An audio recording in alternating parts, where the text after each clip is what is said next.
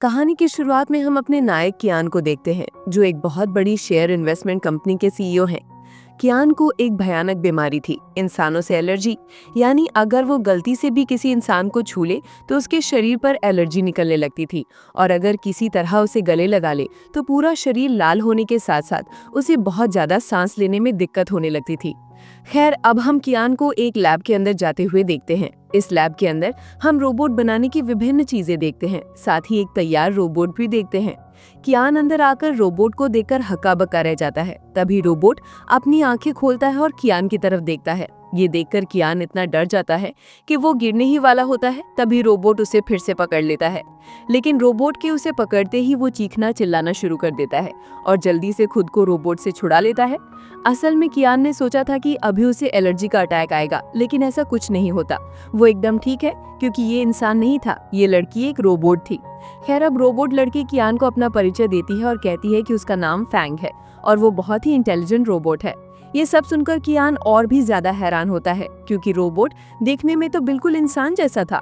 फिर फैंग अपने कपड़े उतारना शुरू कर देती है, जिसे देखकर कियान बहुत ज्यादा शर्मा रहा था। इंसान न होने के बावजूद भी उसका शरीर का हर हिस्सा इंसान जैसा ही था, इसलिए कियान को कुछ समझ नहीं आ रहा था कि वो क्या करे। इस कारण वो जल्दी से इस रोबोट को अपने कपड़े पहनने के लिए कहता है। दूसरी ओर हम यांग नाम के एक वैज्ञानिक को देखते हैं, जिसने ये रोबोट बनाया था।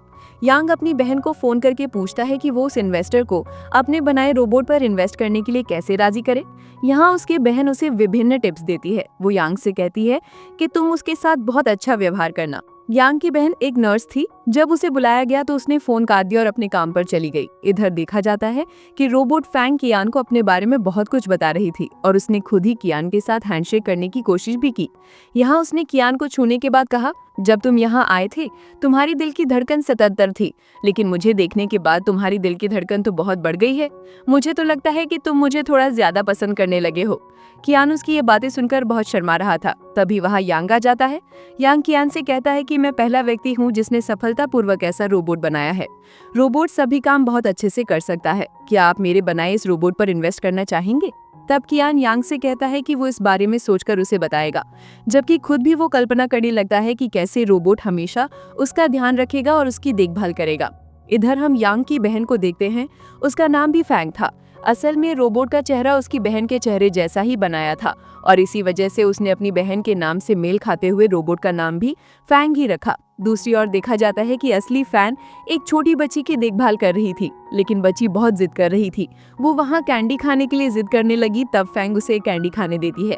दूसरी ओर कियान लैब से जा रहा था और रोबोट के बारे में सोच रहा था। इसके बाद के सीन में देखा जाता है कि वो याद करने लगता है कि उसकी बहन फैंग ने इसे क्या कहा था। उसने तो कहा था कि जब इन्वेस्टर वहां से चला जाए तो यांग उसे अच्छे से गुड बाय कहे। इस कारण यांग दरवाजा खोलने के लिए चला जाता है, लेकिन वो गलती से कियान को छू लेता है, जिससे कियान को एलर्जी का अटैक शुरू हो जाता है और उसे सांस लेने में दिक्कत होने लगती है। फिर कियान अपनी जेब से दवाई निकालता है, लेकिन दवाई लेने से पहले ही वो जमीन पर गिर जाता है। यहाँ यांग फिर से गलती से दवाई की बोतल पर पैर रखता है, जिससे वो भी वहीं टूट जाती है और बेचारे कियान की हालत और भी ज्यादा खराब हो जाती है। इधर हम फैंग को देखते हैं। डॉक्टर उसे बहुत डांट चाहा था, क्योंकि डॉक्टर के मना करने के बावजूद उसने उस बच्ची को कैंडी खाने के लिए क्यों दी। डॉक्टर फैंग से कहता है कि क्या उसे पता है कि उसकी इस छोटी सी गलती के लिए उसे नौकरी से निकाला जा सकता है। तभी फैंग को उसके भाई यांग का फोन आता है और वो कहता है कि मैंने तो यहाँ सब गड़बड़ कर दिया है। सीईओ को इम्प्रेस करने के बजाय मैं तो सीईओ को मारने जा रहा हूँ। सब सुनकर फैंग यांग से कहती है कि वो कियान को अभी हॉस्पिटल ले आए। फिर कियान को हॉस्पिटल लाया जाता है। फैंग बार बार कियान को अपनी आंखें खुली रखने के लिए कह रही थी। यहाँ हमें एक छोटा सा फ्लैशबैक दिखाया जाता है। असल में जब कियान छोटा था तब उनकी एक कार दुर्घटना हुई थी। तब वहाँ उसके साथ उसके माता पिता भी थे। वहाँ उसकी माँ भी उसे आंखें खुली रखने और गाड़ी से बाहर निकलने के लिए कह रही थी, लेकिन कियान अपने पिता को छोड़कर किसी भी कीमत पर आना नहीं चाहता था। फैंग की बातें सुनकर कियान को ये घटना आंखों के सामने तैरने लगती है। तभी कियान को होश आता है और वो फिर से आंखें खोलता है। फिर फैंग कियान के फोन से कियान के घर वालों को हॉस्पिटल आने के लिए कहती है। थोड़ी देर बाद वहाँ कियान का एक अंकल आता है सूटकेस लेकर। वो कियान की बचपन से देखभाल करता है। हॉस्पिटल से छुट्टी मिलने के बाद कियान फिर से घर लौट आता है। इधर कियान का अंकल मिस्टर चाओ कियान से कहता है कि तुम्हारी बीमारी तो दिन ब दिन बढ़ती जा रही है, तुम्हें अच्छे से पहले अपना इलाज करवाना चाहिए। कियान कहता है कि उसने पहले ही कई डॉक्टरों से बात की है, लेकिन इससे कोई फायदा नहीं हुआ है। अब कियान के घर पर मिस्टर ली नाम का एक व्यक्ति आता है। वो व्यक्ति बिल्कुल भी अच्छा नहीं था। कियान उसे बिल्कुल भी पसंद नहीं करता था। मिस्टर ली कहता है कि अभी कंपनी की हालत उतनी अच्छी नहीं है, साथ ही कियान की तबीयत भी ठीक नहीं है, तो वो कंपनी की देखभाल कैसे करेगा। कियान कहता है आपको इन सब बातों के बारे में सोचने की जरूरत नहीं है, आप यहाँ किस उद्देश्य से आए हैं वो पहले बताएं। ली कहता है असल में मैं नहीं चाहता कि हमारी ये कंपनी खत्म हो जाए, इसलिए मैं कंपनी का सीईओ बनना चाहता हूँ, क्योंकि तुम्हारी तबीयत अभी बिल्कुल ठीक नहीं है। कियान तब उसे रोक कर कहता है सबसे पहले मेरे माता पिता की मौत के बाद आपको हमारी कंपनी से कई शेयर मिले थे, तो अब फिर से कंपनी का सीईओ क्यों बनना चाहते हैं। ली कहता है देखो, तुम अब मान लो कि तुम्हारे माता पिता कार दुर्घटना में मारे गए थे, उन्हें किसी ने मारा नहीं था। कियान कहता है मैं आपकी बात क्यों मानूं, और वैसे भी आप कभी भी इस कंपनी के सीईओ नहीं बन सकते। फिर कियान अपने अंकल से कहता है कि वो मिस्टर ली को अभी यहाँ से जाने के लिए कहे। दूसरी ओर फैंग लैब में अपने भाई से मिलने आती है। उसे रोबोट से पता चलता है कि यांग अभी खुद को सजा दे रहा है। फैंग अपने भाई के लिए खाना लाई थी, वो यांग को खाना खाने के लिए कहती है, लेकिन यांग कहता है कि वो कोई खाना नहीं खाएगा, क्योंकि उसने बहुत मुश्किल से एक इन्वेस्टर को पाया था, लेकिन अब उसने सब गड़बड़ कर दिया है। अब उसकी गलती के लिए इस रोबोट पर कोई भी इन्वेस्ट नहीं करेगा।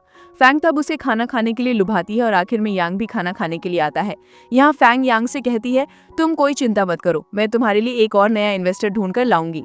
इधर कियान को देखा जाता है कि वो अपने एक सीक्रेट कमरे में आता है। कमरा देखकर हम समझते हैं कि कियान वहां गुप्त रूप से अपने माता पिता की कार दुर्घटना की घटना पर इन्वेस्टिगेशन कर रहा है। उसे अभी भी लगता है कि उस दिन की घटना कोई दुर्घटना नहीं बल्कि हत्या थी। इधर यांग को कियान का एक मैसेज आता है। कियान कह रहा था कि मैं पहले उस रोबोट को ट्रायल देना चाहता हूँ। ये देखकर यांग बहुत खुश हो जाता है, आखिरकार उसे एक इन्वेस्टर मिल गया है। तभी लैब में एक अलार्म बजता है।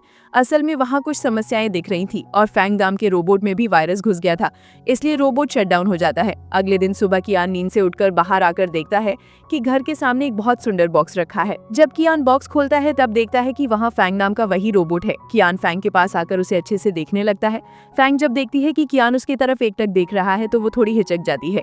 इससे हम समझते हैं कि ये असल में रोबोट नहीं बल्कि असली फैंग थी। असल में पिछली रात रोबोट के सिस्टम में कुछ समस्या आ जाने के कारण रोबोट एकदम डैमेज हो गया था और यांग ने बहुत कोशिश करने के बाद भी रोबोट को ठीक नहीं कर पाया था, और अब रोबोट को ठीक करने के लिए उसे और कुछ समय चाहिए था। इस कारण यांग का मन बहुत खराब हो गया था, जिसे देखकर असली फैंग ने अपने भाई से कहा था कि तुमने तो इस रोबोट को मेरे जैसा चेहरा देकर बनाया है, तो मैं कुछ दिनों के लिए रोबोट की जगह रोबोट बनकर कियान के घर जाऊंगी और तुम जल्दी से रोबोट को फिर से ठीक करके वहाँ भेज देना। यांग कहता है मैं ये कभी नहीं कर सकता, तो मेरी बहन हो, मैं तुम्हें ट्रायल देने के लिए कियान के घर कैसे भेज सकता हूँ। लेकिन फैंग उसे कई बार जोर देती है, जिस कारण यांग मजबूर होकर राजी हो जाता है। इधर कियान तो फैंग के काफी करीब जाकर उसकी तरफ देख रहा था। ये सब देखकर असली फैंग तो कियान को गलत समझती है और मन ही मन कहती है ये लड़का तो बिल्कुल भी सीधा साधा नहीं है, ट्रायल करने के नाम पर मुझे यहाँ लाकर अब बुरी नजर डाल रहा है। ये कैसे एक लड़की के ऊपरी हिस्से की तरफ ऐसे देख सकता है। अगर ये और 10 सेकंड मेरी तरफ ऐसे देखता रहा तो मैं इसके मुंह पर मारकर मुंह तोड़ दूंगी। तभी कियान कहने लगता है अरे तुम तो देखो बिल्कुल इंसानों की तरह सांस लेने का अभिनय कर सकते हो। यांग ने तो वाकई तुम्हें बहुत ज्यादा इंटेलिजेंट खोजा है। कियान के मुंह से ये बात सुनकर फैंग समझ जाती है कि कियान इतनी देर से इसी बात की जांच कर रहा था। उसने पर कोई बुरी नजर नहीं डाली थी और वो क्या क्या सोचे बैठी थी। खैर फैंग कियान से कहने लगती है कि उसके अंदर क्या क्या सिस्टम सेट किए गए हैं और वो क्या क्या काम कर सकती है। अब कियान फैंग से अलग अलग काम करवाने लगता है। असल में उसे तो पता ही नहीं था कि ये रोबोट नहीं बल्कि एक असली इंसान है। इधर बेचारी फैंग को मजबूर होकर ये सारे काम करने पड़ते हैं। अब कियान फैंग से कहता है तुम अब मुझे एक गाना गाकर सुनाओ। फैंग तब मन ही मन कहने लगती है अगर मैं गाना गाना शुरू करूंगी तो ऐसा लगेगा कि कौवे काऊ काऊ कर रहे हैं, इसलिए वो अब बहाना बनाकर कहती है मेरे अंदर गाना गाने का वो सिस्टम अभी ठीक से सेट नहीं हुआ है, इसलिए मैं इसे इस्तेमाल नहीं कर पाऊंगी। कियान कहता है तुम्हें तो इसे इस्तेमाल करना ही होगा, क्योंकि आज से हर रात तुम्हें गाना सुनाकर मुझे सुलाना होगा। अब फैंग तो मुसीबत में पड़ जाती है, इसलिए वो यहाँ बहुत जोर से चिल्लाकर गाना गाने लगती है। फैंग की इतनी जोर से चिल्लाकर गाना गाने की आवाज अंकल चाओ सुनते हैं। तभी अंकल चाओ को एक फोन आता है, इसलिए वो यहाँ से चले जाते हैं। इधर कियान के गले में तो तब एक खाना अटक गया था, जिसे देखकर फैंग उसकी मदद करने लगती है और वो खाना गले से निकालने में सफल होती है। लेकिन उसी समय अब अंकल चाओ अंदर आ जाते हैं और दोनों को इस हालत में देखकर अंकल चाओ तो उनकी तरफ हक्का बक्का होकर देखते रहते हैं। कियान तब उन्हें बताता है कि वो जैसा सोच रहे यहाँ ऐसा कुछ नहीं हो रहा है। फैंग तो सिर्फ उसके गले में अटके हुए खाने को निकालने में मदद कर रही थी। अंकल कहते हैं हाँ हाँ मैं समझ गया। वो कहने लगते हैं हमारा कियान तो अब बहुत बड़ा हो गया किया है। खैर उसके बाद अंकल कियान से कहते हैं, मुझे लगता है कंपनी का CEO बनने के लिए मिस्टर ली कोई योजना बना रहा है। अंकल के यहाँ से चले जाने के बाद कियान फैंग से कहता है, तुम अपना चश्मा उतार दो। फैंग जब चश्मा उतार रही थी तब कियान मन ही मन कहने लगता है, इसकी आंखें तो देखो कितनी सुंदर है। वो फैंग से कहता है,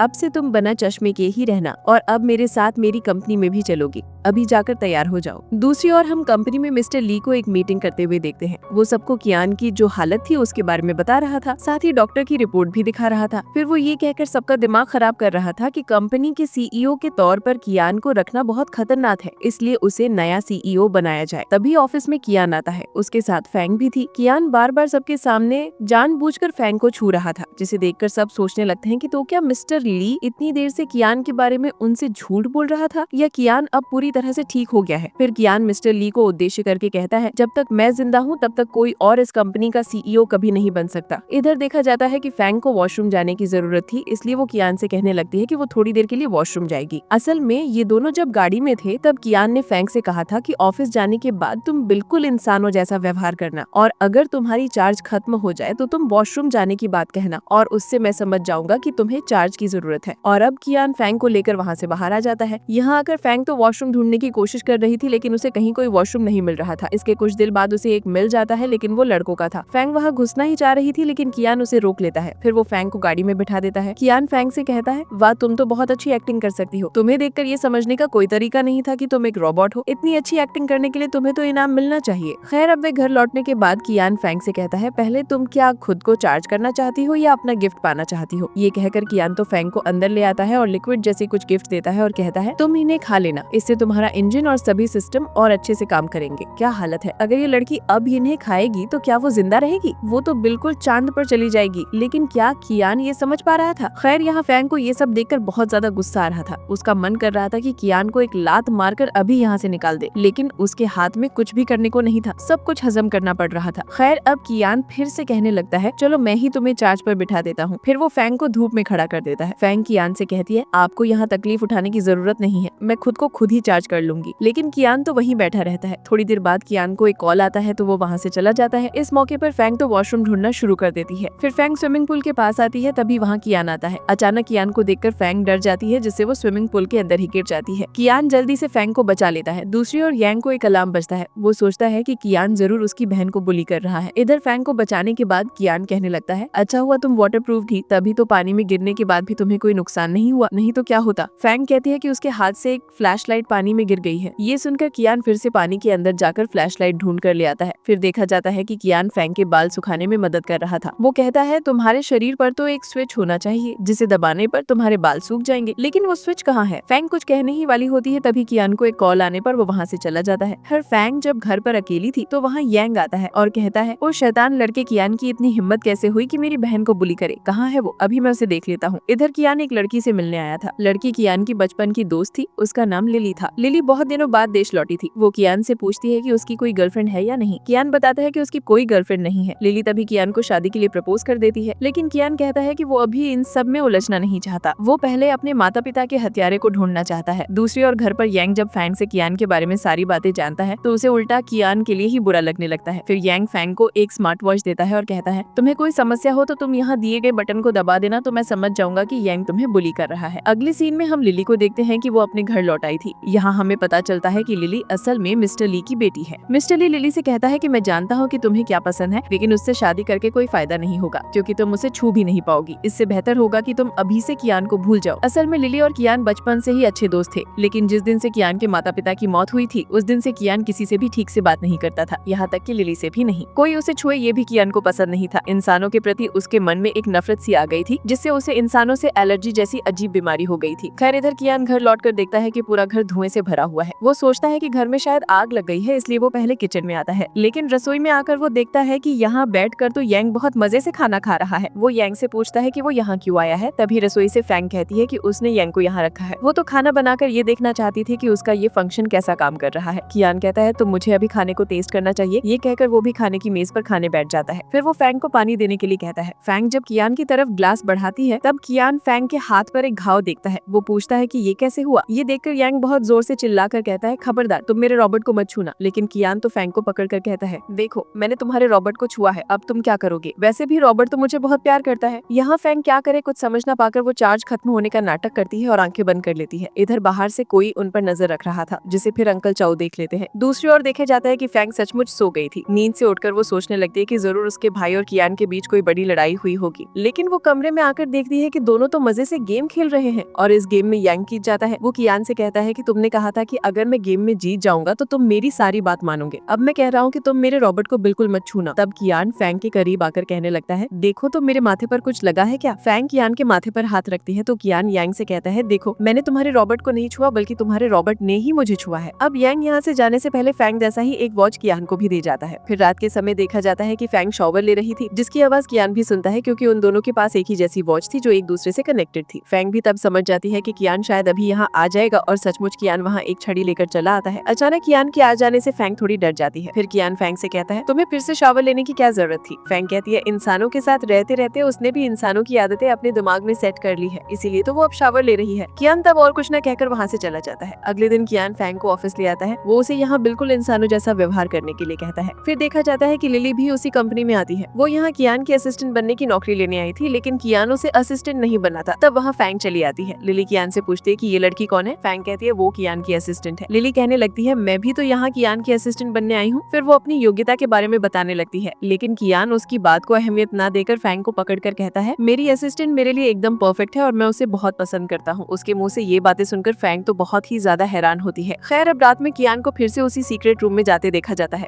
यहाँ कियान एक पजल मिलाने बैठ जाता है। ये उसके पिता ने उसे गिफ्ट किया था और कहा था कि इस पजल को पूरा मिलाने पर तुम्हें एक गिफ्ट दिया जाएगा और तुम हमेशा यहाँ दिए गए स्टार्स को फॉलो करना। फिर हमें पता चलता है कि कियान का अंकल चाओ मिस्टर ली के एक असिस्टेंट से मिला था। दूसरी ओर फैंग को देखा जाता है कि वो कियान के लिए स्ट्रॉबेरी लेकर आई थी। कियान फैंग से कहता है, क्या तुम्हें अपने सिस्टम से ये नहीं पता चला कि मुझे बिल्कुल भी भूख नहीं है? उस दिन फिर यांग कियान के घर आता है तो फैंग खाना बनाकर उन्हें खाने देती है। कियान पहले यांग को खाना खाने के लिए कहता है। ये सुनकर फैंग मन ही मन सोचने लगती है कि क्या उसने सोचा है कि मैंने उसके खाने में कुछ मिला दिया है।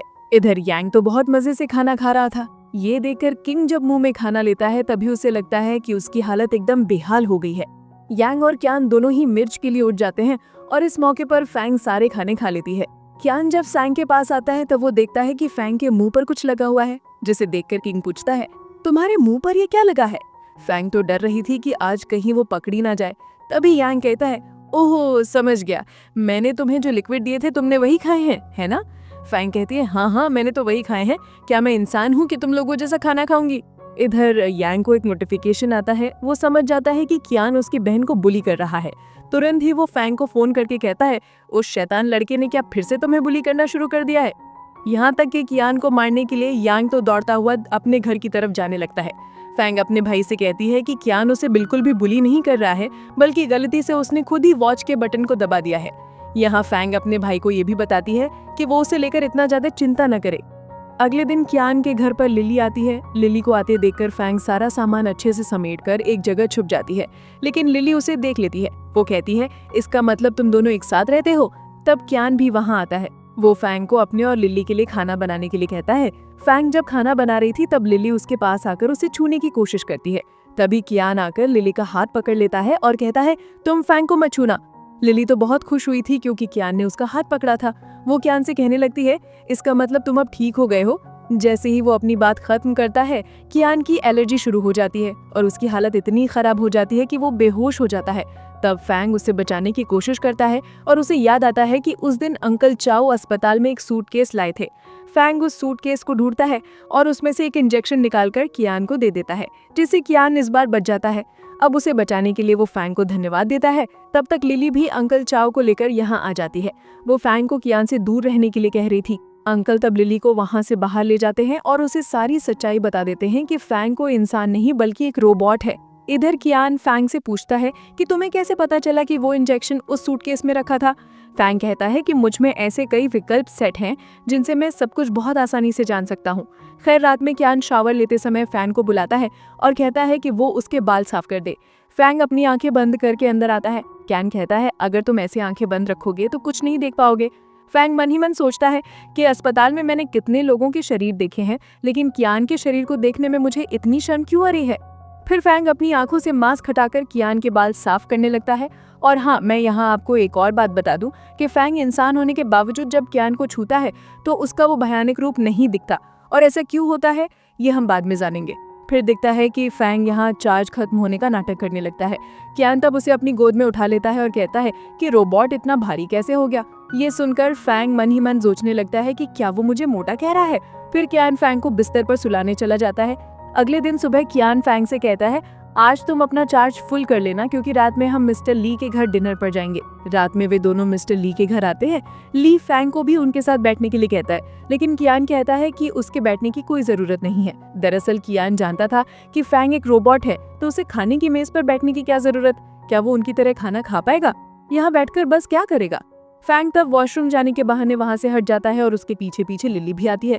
वो कहती है, जहां तक मुझे पता है तुम एक रोबोट हो, तो एक रोबोट को वॉशरूम जाने की क्या जरूरत। फैंग तब रोबोट की तरह व्यवहार करने लगता है। लिली कहती है, अब नाटक करना बंद करो, मुझे सारी सच्चाई पता चल गई है कि तुम कोई रोबोट नहीं हो, तुम वास्तव में एक इंसान हो। दरअसल लिली यान की लैब में गई थी और फिर उसे सारी सच्चाई जान गई थी। फैंग लिली से कहता है, तुम चिंता मत करो, मैं कियान को तुमसे नहीं छीनूंगा।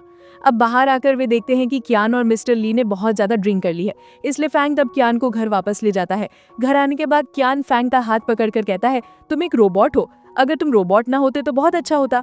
वो फैंग से ये भी पूछता है कि क्या तुम अपनी मेमोरी से कोई यादें डिलीट कर सकते हो। जवाब में फैंग कहता है, हाँ कर सकता हूँ।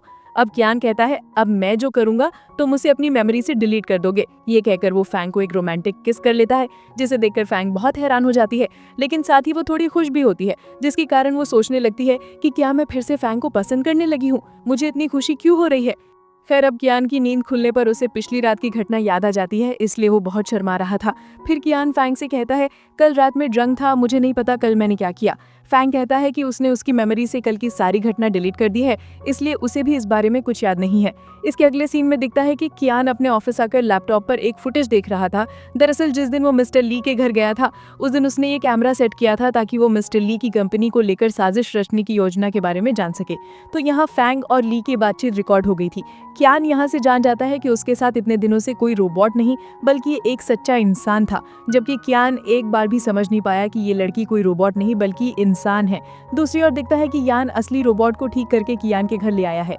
फैंग बाहर आकर अपने भाई और लिली को हाथ पकड़े हुए देखकर कहता है, तुमने उसका हाथ क्यों पकड़ा है, क्या तुम लोग डेट कर रहे हो। यान तब फैंग से कहता है कि उन दोनों के हाथ गलती से एक साथ लग गए हैं। वो ये भी कहता है कि मैंने रोबोट को ठीक कर लिया है, अब से तुम्हें यहाँ रहने की जरूरत नहीं है और इस रोबोट को अभिनय करने की भी जरूरत नहीं होगी। ये कहकर यान फैंग को लेकर जा रहा था। ठीक उसी समय कियान भी घर आ जाता है। कियान के सामने तो दो फैंग खड़े थे, लेकिन आज फैंग असली कियान को सारी सच्चाई बता देती है। कियान तब बहुत गुस्सा हो जाता है और कहता है, तुम सब सिर्फ मेरे साथ धोखा क्यों करते हो, मेरे साथ ऐसा क्यों करते हो। यान आगे आकर कहने लगता है, इसमें फैंग की कोई गलती नहीं थी, रोबोट को ठीक करने में और कुछ दिन का समय चाहिए था, इसलिए उसने अपनी बहन फैंग को रोबोट बनाकर यहाँ भेजा था।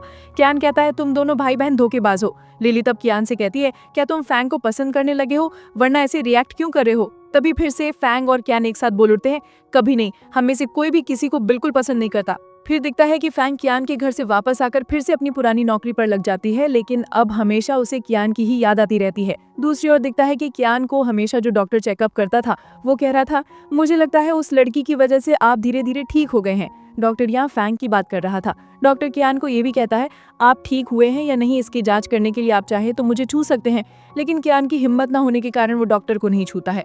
और कियान भी फैंग को बहुत मिस करता रहता है। रात में अचानक कियान को बहुत तेज बुखार आता है। क्योंकि फैंग के पास अभी भी वो वॉच थी, इसलिए वो समझ जाती है कि कियान अभी बिल्कुल ठीक नहीं है, इसलिए वो जल्दी से कियान के घर चली आती है। यहाँ आकर वो कियान का बहुत ख्याल रखती है और सुबह होने से पहले ही वहाँ से फिर से चली जाती है। फिर कियान सुबह उठकर वहाँ दवा रखी देखता है और वो समझ जाता है कि फैंग कल रात यहाँ आई थी। दूसरी ओर फैंग अपने भाई से कह रही थी कि उसे लगता है कि उसे कोई बड़ी बीमारी हो गई है। यान पूछता है, कैसी बीमारी। फैंग कहती है, उसे लग रहा है कि वो कियान को पसंद करने लगी है। इधर कियान को देखा जाता है कि वो काफी गुस्से में बास्केटबॉल खेल रहा था। वहाँ तब यान आता है और कहता है, चलो हम दोनों एक साथ बास्केटबॉल कंपटीशन करते हैं, खेल में जो जीत जाएगा उसे दूसरे की एक बात माननी होगी। यहाँ वे दोनों खेलना शुरू कर देते हैं। हर बार दोनों के बीच ड्रॉ हो रहा था, लेकिन एक बार कियान जानबूझकर हार जाता है। नतीजतन यान तब कियान से कहता है, मैं एक इंट्रोवर्ट टाइप का इंसान हूँ, इसलिए मेरे माता पिता चाहते थे कि फैंग हमेशा मेरा ख्याल रखे और इसी वजह से मैंने फैंग जैसी दिखने वाली एक रोबोट बनाई है ताकि वो रोबोट मेरा ख्याल रख सके। और मैं नहीं चाहता कि मेरी बहन किसी दूसरे लड़के के लिए इतनी परेशान रहे। दरअसल मेरी बहन तुम्हें प्यार करने लगी है, मैं चाहता हूँ कि तुम जाकर उससे बात करो। कियान पूछता है अभी फैंग कहाँ है। यान बता देता है कि फैंग अभी कहाँ है। इधर हम फैंग को देखते हैं। जब वो सड़क से जा रही थी तो कोई उसे फॉलो कर रहा था। इससे फैंग बहुत डर जाती है, लेकिन सही समय पर वहाँ कियान आकर फैंग को बचा लेता है। हालांकि इससे कियान काफी घायल हो जाता है। नतीजतन फैंग तो कियान के लिए बहुत चिंतित हो जाती है। वो उसे घर लाकर दवा लगाने लगती है। क्योंकि फैंग ने उसे छुआ था, इसलिए वो उसे लगा था कि शायद कियान को अब एलर्जी अटैक शुरू हो जाएगा, इसलिए वो पहले से ही कियान से पूछती है कि उसकी दवाएं कहाँ रखी हैं। कियान तब कहता है कि अब वो बिल्कुल ठीक है और फैंग ने उसे ठीक कर दिया है। दरअसल कियान फैंग को रोबोट समझकर छूता था, जिससे उसके अंदर इंसानों के प्रति जो नफरत थी वो फैंग को छूने पर काम नहीं करती थी, और इसी वजह से फैंग को छूने के बाद उसे कभी कोई एलर्जी अटैक नहीं हुआ। और फैंग के साथ घुलने मिलने से उसका इंसानों के प्रति वो गुस्सा भी चला गया था, इस वजह से वो अब ठीक हो गया है। फिर फैंग वहां से जाने लगती है तो कियान उसे रोककर अपना प्यार भी कबूल कर लेता है, और यहाँ वे दोनों एक दूसरे को अपने दिल की बात बता देते हैं और एक दूसरे को स्वीकार भी कर लेते हैं। नतीजतन वे यहाँ बहुत खुश हो जाते हैं और साथ ही वे यहाँ बहुत करीब भी आ जाते हैं। फिर दिखता है कि कियान फैंग को अपने उस सीक्रेट रूम में ले जाता है। वो उसे अपने माता पिता के एक्सीडेंट की बात बताता है। कियान ये भी बताता है कि उसे लगता है कि ये कोई एक्सीडेंट नहीं था, बल्कि योजना बनाकर उसके माता पिता की हत्या की गई थी। कियान का अब एक ही लक्ष्य है कि वो अपने माता पिता के हत्यारे को ढूंढ निकाले। फैंग कहती है कि अब से वो भी इस मामले में कियान की मदद करेगी और वो हमेशा कियान के साथ रहेगी। अगले दिन कियान फैंग को लेकर उस कार एक्सीडेंट की जगह पर चला आता है। यहाँ आने के बाद कियान बहुत नर्वस हो जाता है, क्योंकि उसकी सारी पुरानी यादें फिर से ताज़ा हो रही थी। फैंग तब उसे संभालती है। फिर कियान के पास उसके अंकल का फोन आता है और वो पूछता है कि वो अभी कहाँ है। कियान कहता है कि वो अभी उस एक्सीडेंट की जगह पर है जहां उसके माता पिता का एक्सीडेंट हुआ था। ये बात सुनने के बाद अंकल चाओ बहुत हैरान हो जाते हैं। वो जल्दी से अस्पताल से बाहर निकलना शुरू करते हैं। इधर वे दोनों उस जगह पर जब कोई सबूत ढूंढ रहे थे तब उन्हें एक स्टार मिलता है। कियान को याद आता है कि उसकी माँ ने उसे इन स्टार्स को फॉलो करने के लिए कहा था। वे तब स्टार्स को फॉलो करते करते एक जगह पर आ जाते हैं। वे वहाँ एक बॉक्स ढूंढते हैं। कियान के माता पिता ने एक बार उसे ये गिफ्ट देने की बात कही थी। आखिरकार कियान अपने माता पिता का दिया हुआ आखिरी गिफ्ट भी ढूंढ लेता है। इससे वो बहुत खुश हो जाता है। अगले सीन में दिखता है कि कियान और फैन जब घर पर रोमांस कर रहे थे तभी वहाँ अंकल चाओ आते हैं और कहते हैं कि मिस्टर ली फिर से कंपनी के सीईओ बनने के लिए कोई साजिश कर रहे हैं। कियान और फैंग तब काफी स्टाइल में ऑफिस आते हैं। फिर सबको एक फाइल दिखाते हैं। कियान कहने लगता है कि उसके माता पिता ने उसके नाम पर कंपनी के कुछ और शेयर लिख दिए थे, जिसके कारण इस कंपनी का सीईओ वही है और कोई नहीं बन सकता। ये सब कुछ देखकर मिस्टर ली वहीं बीमार पड़ जाते हैं। इधर हम अंकल चाओ को देखते हैं कि वो कियान के उस सीक्रेट रूम में आए थे। यहाँ वे कहने लगते हैं, कियान तुम कभी नहीं जान पाओगे कि इन सब के पीछे मैं ही हूँ, यहाँ तक कि तुम्हारे माता पिता का एक्सीडेंट भी मैंने ही कराया था। चाओ वहाँ से निकलते समय देखता है कि दरवाजा लॉक हो गया है। दरअसल ये सब कुछ कियान और फैंग ने पहले से प्लान कर रखा था। वे पहले ही जान गए थे कि सब कुछ के पीछे अंकल चाओ ही हैं। अंकल चाओ यहाँ कियान से माफी मांगने लगते हैं। कियान कहता है, आप बहुत बुरे इंसान हैं। मेरे माता पिता आपको परिवार के एक सदस्य के रूप में देखते थे और आपने उनके साथ ऐसा किया। अगर आपको पैसों की इतनी ही जरूरत थी तो आप उनसे एक बार कह देते, लेकिन आपने ऐसा नहीं किया। कियान उन्हें पुलिस के हवाले कर देता है। फिर दिखता है कि एक इवेंट में कियान सबके सामने कहता है कि वो यान के प्रोजेक्ट पर ऑफिशियली तौर पर इन्वेस्ट करना चाहता है। और हम यहाँ लिली को भी देखते हैं। वो अब कियान को भूलकर यान को अपना चुकी है, मतलब वो अब यान को प्यार करती है और वे दोनों कपल बन जाते हैं। फिर कियान मिस्टर ली से मिलने जाता है, क्योंकि पहले तो उसने उन्हीं को सब कुछ के लिए संदेह किया था। मिस्टर ली कहते हैं, कोई बात नहीं, वैसे भी मैं तो कंपनी की भलाई की बात सोचकर ही सीईओ बनना चाहता था, लेकिन मैं अब समझ गया हूँ कि इस कंपनी को तुमसे बेहतर कोई और नहीं चला सकता। कियान मिस्टर ली का हाथ पकड़ता है तो मिस्टर ली कहते हैं, अरे मुझे छूने के बाद भी तो देखता हूँ कि तुम्हें कोई एलर्जी नहीं हो रही है, इसका मतलब तुम अब बिल्कुल ठीक हो। कियान कहता है, हाँ, मुझे फैंग ने ठीक कर दिया है। फिर दिखता है कि फैंग और कियान एक साथ बहुत खुश थे और वे यहाँ बहुत सुंदर कुछ पल बिता रहे थे, और उनके इन सुंदर पलों के साथ ही इस ड्रामा का यही हैप्पी एंडिंग हो जाती है।